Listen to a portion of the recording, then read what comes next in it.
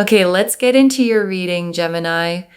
Okay, I really feel like someone here has feelings for you.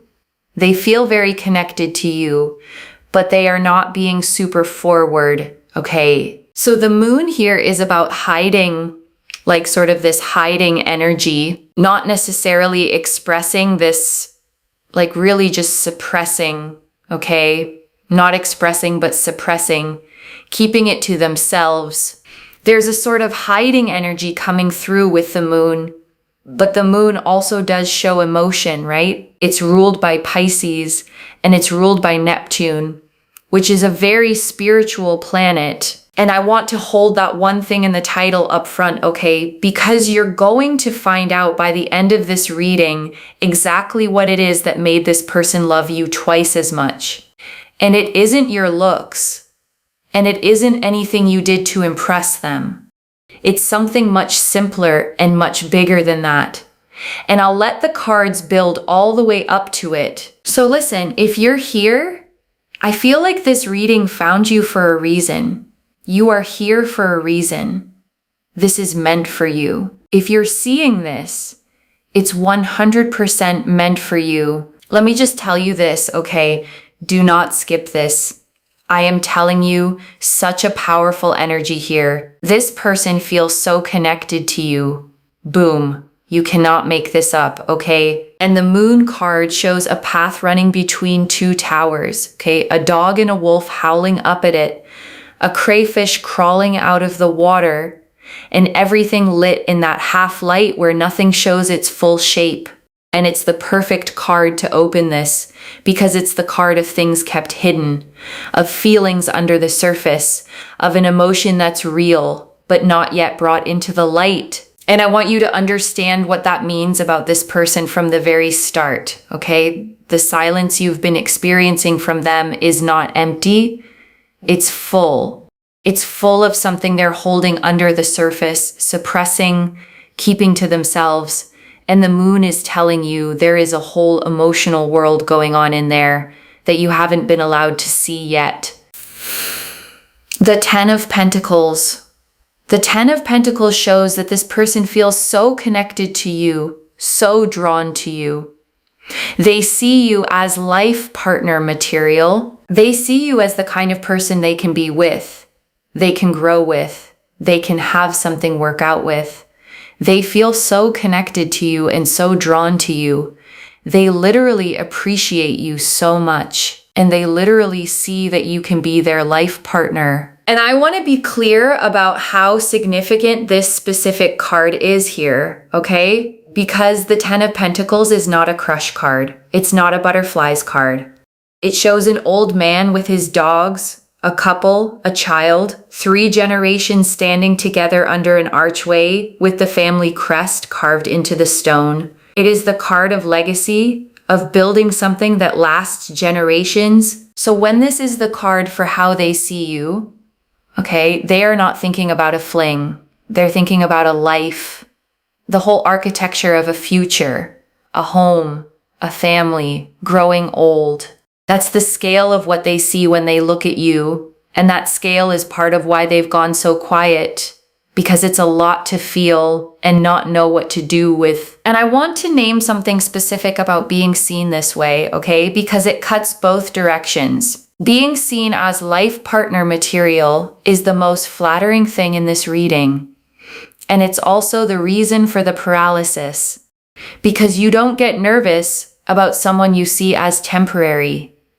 You get careful, painfully careful, about the person you've decided you want for life. So the very weight that's freezing them, okay, is the proof of how seriously they're taking you. A casual feeling moves fast because it has nothing to lose. A life partner feeling moves slow because it feels like it has everything to lose, and this person is moving slow for the biggest possible reason. Now, with the Five of Swords, I'm going to check this out, because why did the Five of Swords come out with the Ten of Pentacles?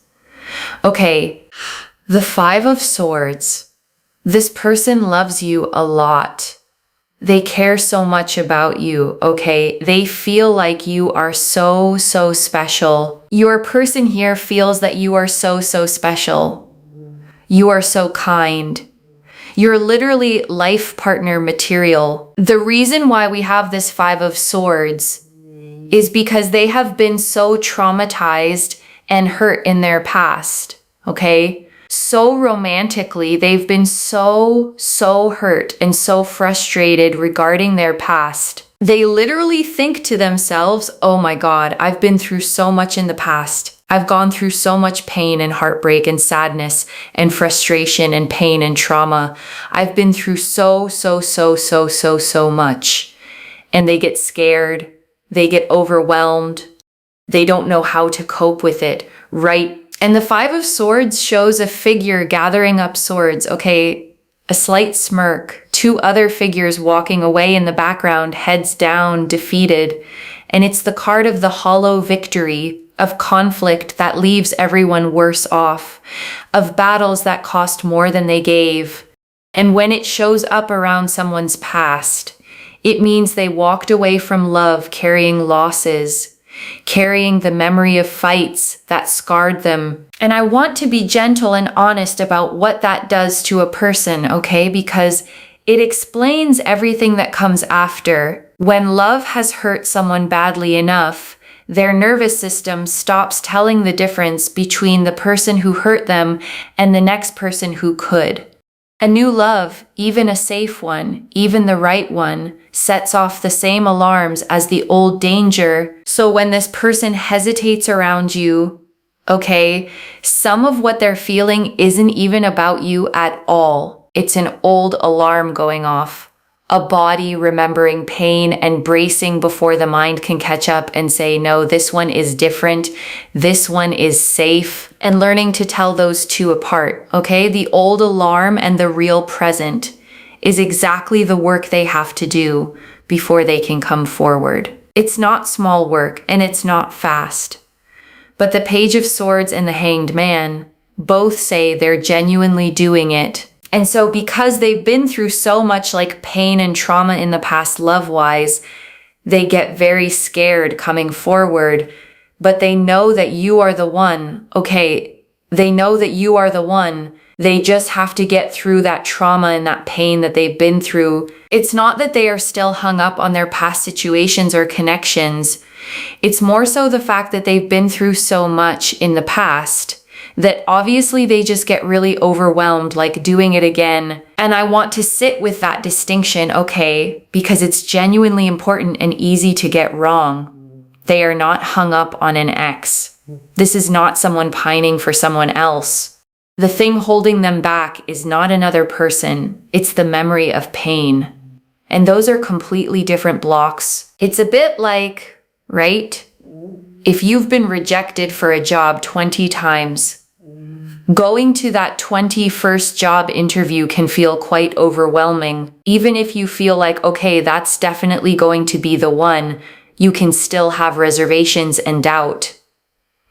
It's very normal, right? So that's what I see here, is that they literally believe that you are the one for them.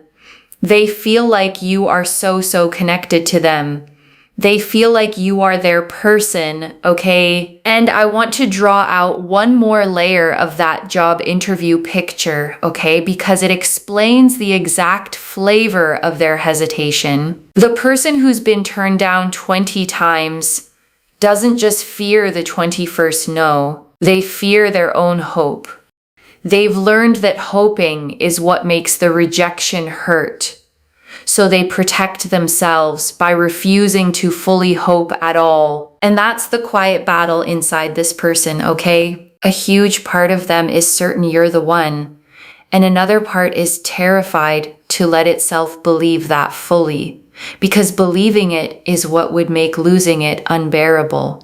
So they hold the certainty and the fear at the very same time. And that is an exhausting way to carry a feeling this big.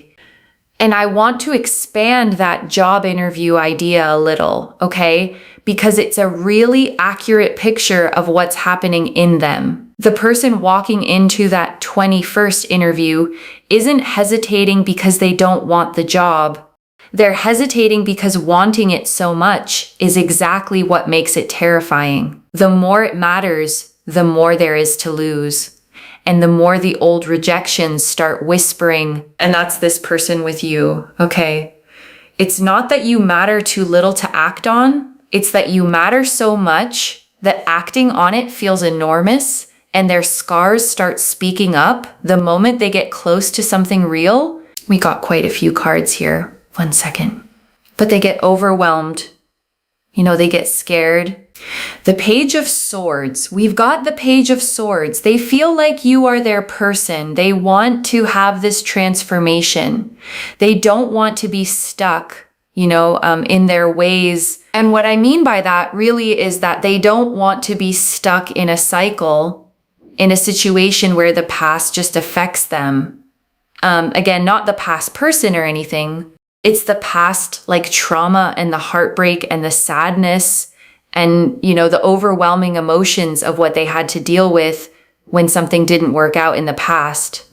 They don't want to be stuck in that kind of energy. And the Page of Swords is shown standing on a windy hilltop, okay? Sword raised, hair and clothes blown back, alert and ready and looking forward.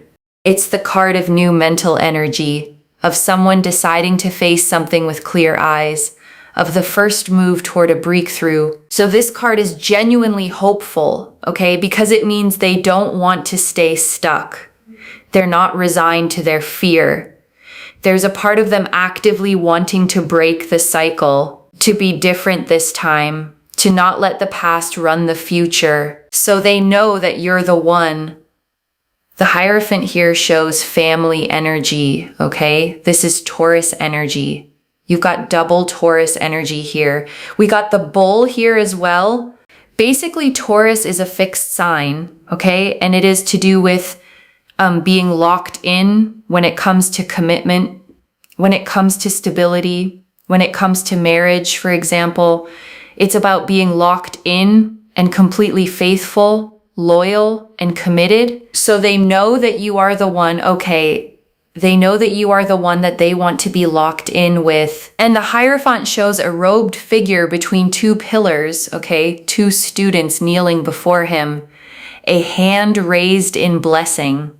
It's the card of tradition, of sacred commitment, of the formal, serious, institutional kind of union, marriage in its most committed sense, and paired with double Taurus, okay? The most loyal, most locked in, most faithful sign in the whole zodiac.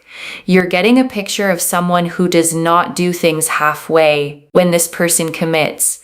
They commit fully, permanently, the being locked in kind. And that's exactly the kind of person who's terrified to start, because for them, starting means forever. The Page of Swords again. Page of Swords. They want to be proactive. They want to come forward. They want to say something. They want to work towards this connection. Yes, they have their little wobbles and their little struggles because of what they've been through in their past. But they want to do this. The Magician and the Knight of Cups. Magician is about communication. And we've also got here as well the Knight of Cups. They're going to come forward romantically and express themselves to you and progress things along with you and move things in that direction. And the Magician stands at his table with all four suits before him, okay? One hand raised to the sky, one to the ground, the infinity symbol over his head. It's the card of making things happen, of intention turning into action, and specifically here, of communication, of finally finding the words. And the Knight of Cups, okay, this is the romantic of the whole deck. A knight riding slowly and gracefully, offering a cup out in front of him, armor decorated with fish and wings.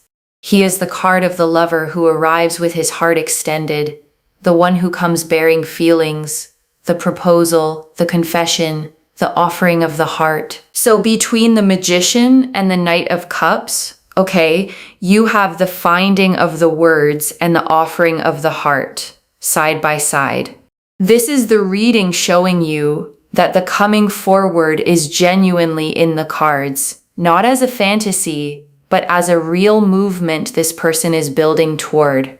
And I want to add something about the Knight of Cups specifically, okay? Because it says something about how they'll come. This knight doesn't charge like the others. He moves slowly, deliberately, his horse walking, not galloping. And that tells you the approach when it comes won't be reckless or impulsive. It'll be considered gentle, offered with care, which fits everything else we've seen, okay? Because a person carrying this much fear isn't going to burst through the door. They're going to approach the way this knight does, one careful step at a time, heart held out in front of them, hoping it's safe to offer it. The Hanged Man, and then we also have the Hanged Man, which is them awakening and kind of realizing things and becoming a lot more on the same page and progressing things along with you. And the Hanged Man hangs upside down from a tree by 1 foot, okay? Calm-faced. A halo of light around his head. And here it's a beautiful card to see because it's the card of the shift in perspective. The moment someone finally sees a situation from a completely new angle and something clicks into place. So this is them coming to a realization, okay, a genuine internal awakening where they stop seeing you through the lens of their old fear and start seeing you clearly as the person worth getting over the fear for. Now, if this resonates with you, please like this reading, comment down below, and make sure you subscribe, okay? This person just wants you to know that they love you. They feel connected to you. They feel drawn to you, but they just need a little bit of time to get over their fears, okay? Over their fears. And I want to say something honest about that little bit of time, okay? Because I don't want you to hear it as a promise with a date on it. The cards are very clear that the feeling is real and the coming forward is genuinely building. But someone healing from real trauma moves on their own clock, not yours. And part of protecting yourself here is holding both things at once. The love is real, and you cannot put your own life on pause waiting for their timeline to finish. I don't want you to move on. So we have here, I don't want you to move on, because they literally do not want you to move on. It's very, very obvious from all of this that they literally do not want you to move on. They do not want you to be with someone else, or to be connected with someone else. Please forgive me. We also have here as well, please forgive me, because I do feel like they will come to you with an apology and be like, I'm so sorry this took so long. I'm so sorry it took so much time. I'm so sorry I wasn't able to do enough, okay? They will feel very, very bad, and also very, very sad in regards to this. And I want you to actually picture that apology for a second, okay? Because it tells you something about the character underneath the fear. A person who plans to apologize for taking too long is a person who knows their silence had a cost. They're not oblivious to what the waiting did to you. They're aware of it. They feel guilty about it, and they intend to own it. And that awareness is its own kind of care. And I want to sit with the shape of that apology for one more moment, okay? Because there are 3 sorries in it, and each one points at something real. I'm sorry this took so long. That's them acknowledging the waiting. I'm sorry it took so much time. That's them knowing the delay had weight. I'm sorry I wasn't able to do enough. That's them owning that their fear cost you something. And a person rehearsing all 3 of those, okay, even silently, is a person who has been thinking about you far more than their silence ever showed. The apology exists because the caring never stopped. It just couldn't get past the fear to reach you yet. They feel physically very attracted to you. So if you're thinking to yourself, oh my God, are they not doing so much because they're not physically attracted? No, it's got nothing to do with that, because they're physically very attracted to you. They feel very, very connected to you. They feel very drawn to you. It's more so the fact that the fear of things breaking down in their past and that sadness they had to deal with was just all consuming. It was very, very consuming and very overwhelming for them, to the point where it's been so stressful. Okay, so let me tell you something. The one thing that they like so much about you is just you as a whole. Okay, you as a whole. Everything. Like just you as a whole. That's the one thing that they really, really like about you, is just you as a whole. You with everything, because you might think, oh, is it because of this? Or, certain parts of your like insecurity, the way you're thinking to yourself, is it because of this? Is they like you as you are, okay? And this is the one thing, okay, this is the answer to the title. The thing that made this person love you twice as much isn't a feature. It isn't one attractive quality you could point to and name. It's the whole of you, the entire person, the parts you'd list as flaws included. The one thing that they really, really love about you is who you are. Like you as you, okay? So they're going to come forward. Don't worry. This person right now is sort of in a hide and seek energy where, they're not really doing a lot, right? But they're going to come forward and they're going to express themselves to you, and they're going to be very proactive towards you and make things work. And we do have here, just be patient with me, and they don't want you to move on, okay? But focus on yourself. You take care of yourself and just make sure you're not sitting around and waiting. I think that, that just is all consuming for you energetically. It's not going to help you. It's not going to make you feel good. So don't just sit and wait. You know what I mean? Focus on you. You put yourself first. Very important stuff. And I want to underline that advice, okay? Because it's the single most important instruction in this whole reading. And it's easy to skate past in all the romance. Be patient with them if you choose to. But patient is not the same as waiting. Patience is living your full life while leaving the door open. Waiting is putting your life on hold with your eyes fixed on a door that opens on someone else's schedule. And the second one hollows you out, okay? It drains you. It makes you smaller. And ironically, it makes you less like the whole vibrant, complete person they fell for in the first place. So focusing on yourself isn't giving up on them. It's staying the exact person they don't want to lose. The Tower. We've got the Tower. So there's a rebuild. There's a sense here of things really progressing. Building, the building blocks. There's a lot of progress. There's a lot of movement. There's a lot of,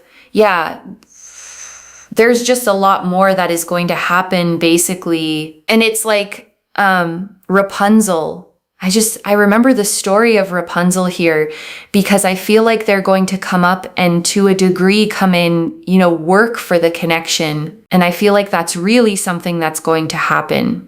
Just because they haven't done it so far doesn't mean it won't happen. Okay, so that's very, very important there. And I want to reframe the Tower for you here, okay? Because people brace when they see it, and the reader is using it in a specific way.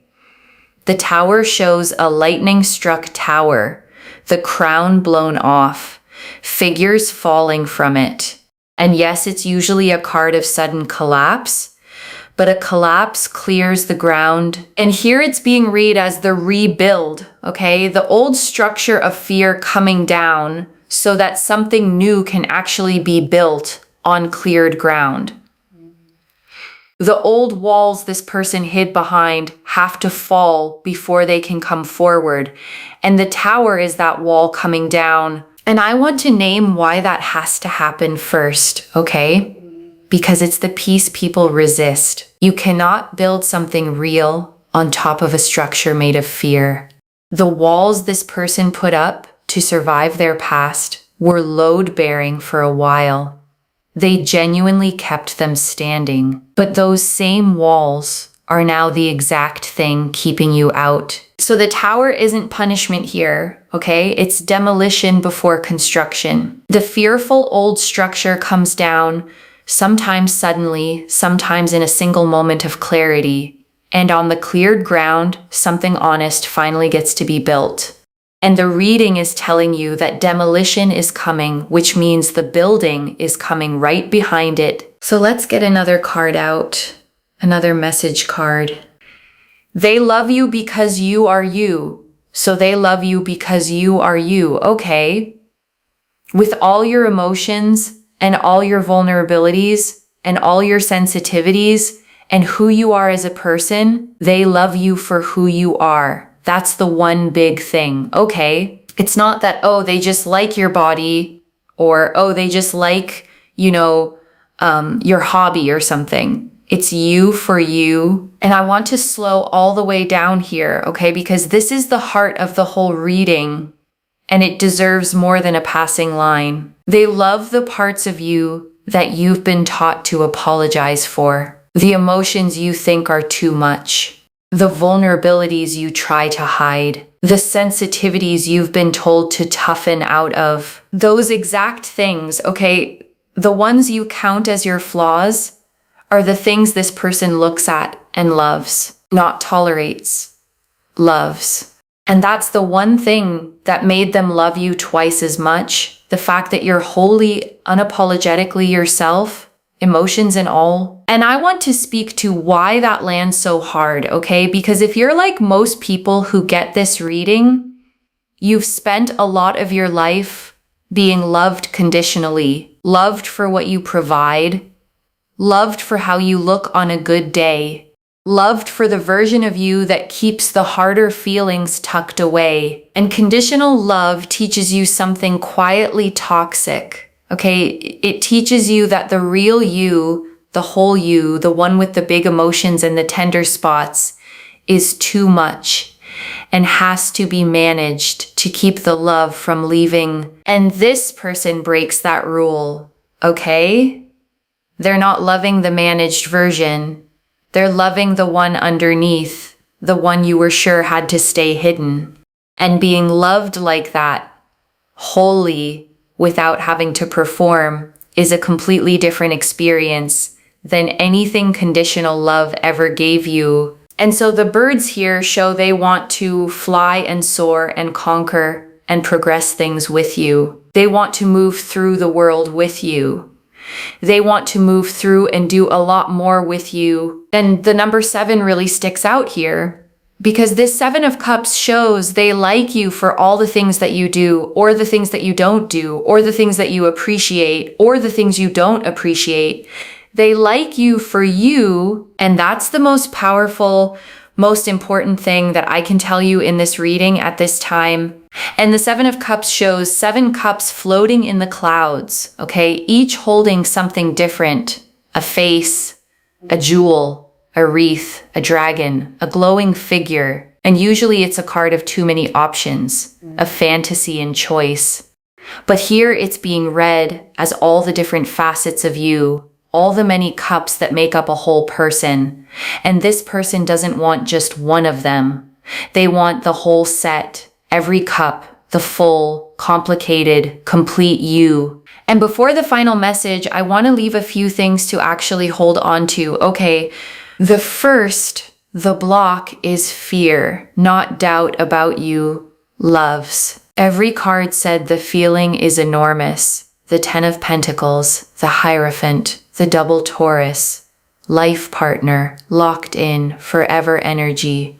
What's holding them back is the 5 of Swords, old trauma, not any hesitation about whether you're worth it.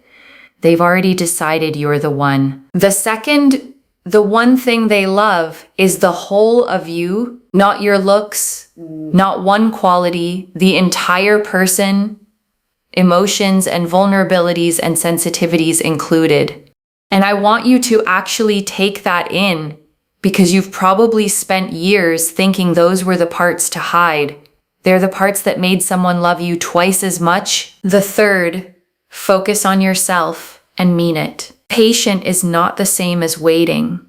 Live your full life. Keep being the whole, vibrant person they fell for, and let them do the work of getting over their fear on their own side of the street. You don't heal it for them by shrinking your life down to a waiting room. And I want to answer one more thing. Okay, why this reached you now with this much specific detail? Because you were starting to wonder if the reason they weren't moving was something wrong with you, some flaw, some part of you that wasn't enough. And it's the exact opposite, okay? The reason they're frozen is that you're so much the one that acting on it terrifies their old wounds. You were never the problem. You were the whole point. I don't pull the 10 of Pentacles, the Hierophant, double Taurus, the Magician, the Knight of Cups, and message cards that literally say, I don't want you to move on and please forgive me, all in one reading by accident. And I want to speak to the small doubting part of you for a second, okay? The one quietly thinking, but if they loved me that much, they'd just say it. That voice doesn't understand trauma. The people who've been hurt the most are the slowest to reach for the thing they want the most, precisely because it matters the most. Set that voice down tonight. This is already clear, okay? The moon confirmed hidden, suppressed feeling under the surface. The 10 of Pentacles, Hierophant, and double Taurus confirmed they see you as a locked-in, life partner, forever person. The 5 of Swords and the job interview fear confirmed the block is past trauma, not doubt, and not another person. The Page of Swords, Magician, Knight of Cups, and Hanged Man confirmed they want to break the cycle, find the words, and come forward. The message cards confirmed they don't want you to move on and they'll apologize for the delay. And the Tower and 7 of Cups confirmed a rebuild and that they love the whole of you exactly as you are. So let me lay this all out one final time. Okay, slowly, so it actually settles. Someone sees you as their life partner, okay? They're locked in forever, the one person. And they are physically drawn to you and deeply, completely connected to you. And they're frozen, not by doubt about you, but by the scars of a past that hurt them badly. And they're working genuinely toward getting over it and coming forward with an apology for the delay. And the one thing that made them love you twice as much is the whole of you. Every emotion, every vulnerability, every part you thought you had to hide. And your job is to keep being exactly that whole person, focused on your own life, not shrinking into a waiting room for them. One message. They didn't fall for one thing about you.